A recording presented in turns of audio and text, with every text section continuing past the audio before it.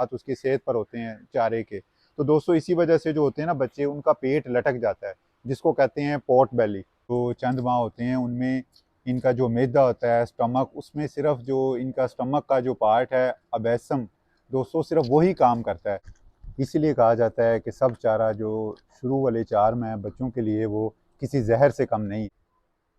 अस्सलाम वालेकुम दोस्तों, मैं हूं मोहम्मद नुमान इसहाक और आप देख रहे हैं हमारा यूट्यूब चैनल फार्मिंग डायरी।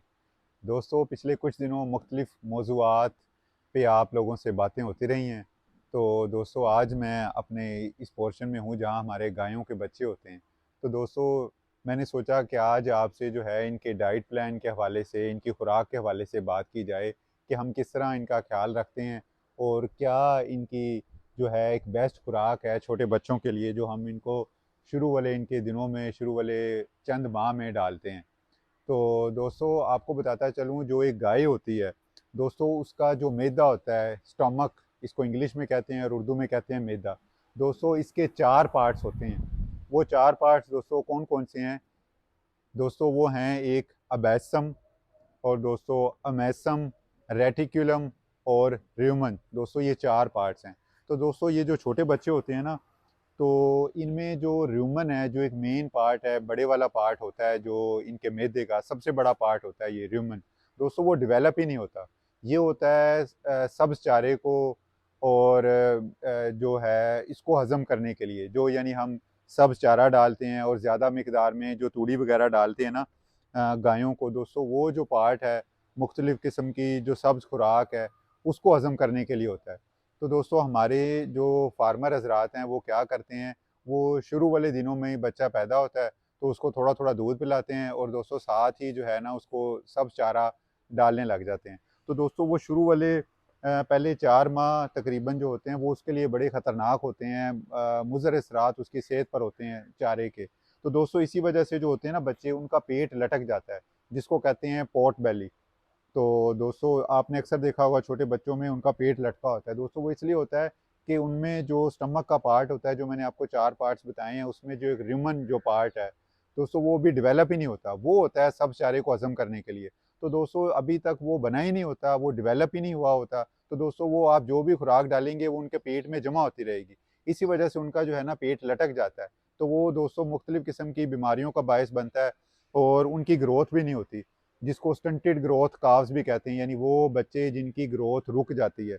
तो दोस्तों ये एक बड़ा अहम फैक्टर है। तो दोस्तों इसीलिए पहले 4 माह आपको इनको जो खुराक डालनी चाहिए वो बड़ी बेहतरीन होनी चाहिए और खुश्क होनी चाहिए। दोस्तों वो कौन सी खुराक होनी चाहिए? दोस्तों आप इनको दूध तो पिलाते ही हैं, पहले 3 दिन जो इसका गाय का बच्चा पैदा होता है, तो दोस्तों जिसको आम ज़ुबान में बोली कहते हैं, इंग्लिश में क्लोस्ट्रम कहते हैं। दोस्तों पहले 3 दिन आपको वो बच्चे को पिलाएं, तकरीबन स्टार्ट करें 1 किलो से। तो दोस्तों पहले 3 दिन जो है वो 2 टाइम के लिए बड़ी बेहतरीन खुराक है। दोस्तों ये जो बोली होती है ना, जिसको बाज़ हमारे गांव के लोग या शहरों के भी बोला भी कहते हैं, दोस्तों ये एक बड़ी बेहतरीन खुराक है। इसमें दोस्तों एंटीबॉडीज़ होती हैं जो कि बेहतरीन एक क़ुव्वत मुदाफ़ियत पैदा करती हैं ये बच्चों में, जो इनको मुख्तलिफ़ किस्म की बीमारियों से बचाती हैं। तो दोस्तों ये एक बड़ी बेहतरीन ग़िज़ा है, ये लाजमी आप अपने जो छोटे बच्चे हैं इनको लाजमी पिलाया करें। तो दोस्तों अब मैं आपको, जो मैंने आपको खुराक बताई है, काफ स्टार्टर जो है आपको डालना चाहिए। फिर उसके बाद पहले 3 दिनों की आपसे बात हो गई है, फिर उसके बाद आप दूध इसका पहले हफ्ते में 1 किलो से सवा किलो कर दें, फिर 1.5 किलो कर दें, फिर 2 किलो, 3 हफ्ते तक आप 2 किलो तक ले जाएँ, 2 किलो सुबह और 2 किलो शाम को। तो दोस्तों ये बड़ी बेहतरीन एक इनके लिए खुराक बन जाएगी। और साथ ही दोस्तों जो है तीसरे चौथे दिन आप इनके आगे जो काफ स्टार्टर है वो रख दें। तो काफ स्टार्टर में क्या क्या इंग्रेडिएंट्स या अज्जा होने चाहिए या होते हैं, तो वो बड़े बेहतरीन 4 अज्जा हो सकते हैं। वो सोयाबीन मील, कैनोला मील और मकई का जो आप पाउडर बनवा लें, उसको पिसवा लें ये, और दोस्तों एक चोकर, ये आप इसको मिक्स कर लें। ज़्यादा मिकदार में इसको 50% जो है वो आप मकई कर लें दोस्तों, बाकी जो हैं या 40% मकई कर लें और बाकी 60% जो चीज़ें हैं वो इक्वल क्वांटिटी में ऐड करके वो इनके आगे डालें। तो ये बड़ी बेहतरीन खुराक बन जाएगी और ये साथ साथ इसको भी खाएंगे। इससे क्या होगा कि जो इनका स्टमक का मैदे का पार्ट है र्यूमन, वो भी बड़ी जल्दी से डेवलप होगा। ये दोस्तों मैं इनको जो इनका काफ स्टार्टर है वो डाल रहा हूँ, ये देखें। और ये बड़े शौक के साथ इसको खाते हैं।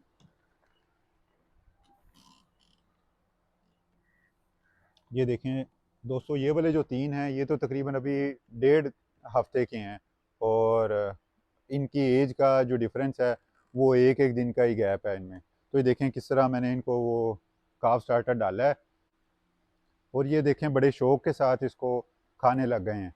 तो इसमें आप जैसे 2 हफ्ते या 3 हफ्ते बाद इसमें 1% के हिसाब से आप इनकी खुराक में जो है ना हे भी शामिल कर सकते हैं। वो आप बेशक तूड़ी की शक्ल में हो। हे कहते हैं दोस्तों कोई भी जो सब्ज़ चारा है ना, जब उसको हम खुश कर लेते हैं अच्छी तरह, उसमें से पानी निकल जाता है, उसको आप धूप में अच्छी तरह खुश करें। वो दोस्तों रोड्स ग्रास भी हो सकती है, वो आपके पास ये मकई की शक्ल में भी हो सकती है, और ये जिसको बड़ी एक मशहूर है रिंजका भी कहते हैं, वो लोग बड़े अच्छे तरीके से उसको खुश करके डालते हैं, और इसमें बहुत ज़्यादा प्रोटीन कंटेंट्स होते हैं। उसको आप खुश कर लें, वो इनको डालें, वो भी साथ साथ इसके रूमन को डेवलप करेगी और इनकी ग्रोथ को भी बढ़ाएगी, और इसके जो मैदा है उसको भी, उसकी बढ़ोतरी में भी वो अहम किरदार अदा करेगी। तो दोस्तों इस तरह ये इनकी जो है ग्रोथ भी अच्छे तरीके से होगी, इनका मैदा भी अच्छे तरीके से काम करेगा।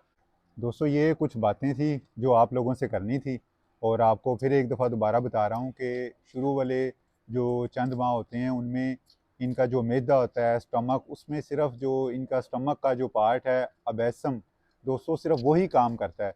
तो वो सिर्फ उसका काम ही होता है कि जो ये दूध है इसमें जो प्रोटीन्स, कार्बोहाइड्रेट्स और फैट्स हैं उनको हज़म करता है। और दोस्तों इसी पार्ट को जो है वो एक ट्रू स्टमक भी कहते हैं, यानी सही मायनों में जो मैदा है, क्योंकि ये वाला जो मैदे का पार्ट है इसमें मुख्तलिफ़ किस्म के एंजाइम्स होते हैं जो दूध में जो मुख्तलिफ़ अज्जा होते हैं उनकी ब्रेक डाउन करते हैं। और दोस्तों फिर बाद में जो है ये with the passage of time Aahista Aahista वक्त के साथ इनमें जो रूमन का जो पार्ट है मेन, जो 75 to 80% होता है इनके मुकम्मल मैदे का, वो आहिस्ता आहिस्ता वो एक्टिवेट होगा। और वो इसीलिए जल्दी एक्टिवेट होगा कि आप उनकी खुराक शुरू वाले 4 माह में अच्छी रखेंगे, इनको हे खिलाएंगे और ये काफ स्टार्टर भी खिलाएंगे। और दोस्तों इनका मज़ीद भी आप अच्छा ख्याल रख सकते हैं, जैसे देखिए हमने पंखा भी चलाया हुआ है इनके लिए, तो और साथ ये दूध भी इनको पिला रहे हैं एक रूटीन के साथ। और कोशिश करें ये जो दूध का टाइम है ना, इसमें प्रॉपर जो है वो एक गैप होना चाहिए 12 घंटे का। तो 12 घंटे का गैप होगा तो वो बड़े बेहतरीन तरीके से हज़म होगा। ये नहीं कि सुबह आपने 5 बजे पिला दिया और फिर रात को जो है आप 8 बजे पिला रहे हैं। अगर आप 2 टाइम पिला रहे हैं तो उसमें 12 घंटे का गैप हो, और दोस्तों अगर आप 3 दफ़ा पिला रहे हैं तो उसमें 8 घंटे का आपने गैप देना है। जी दोस्तों, तो पहले 4 माह आपने सब चारा जो है बच्चों को बिल्कुल नहीं खिलाना, क्योंकि उसके बहुत मुज़र असरात होते हैं इनकी सेहत पे। इसीलिए कहा जाता है कि सब चारा जो शुरू वाले 4 माह हैं बच्चों के लिए वो किसी जहर से कम नहीं है। तो आपने ये बात लाजमी ज़हन में रखनी है, ज़हन नशीन इस बात को कर लें। ठीक है दोस्तों, ये आज की हमारी वीडियो थी। इंशाल्लाह ताला एक नई वीडियो के साथ बहुत जल्द आपकी खिदमत में दोबारा हाजिर होंगे। दोस्तों तब तक के लिए अल्लाह हाफिज़।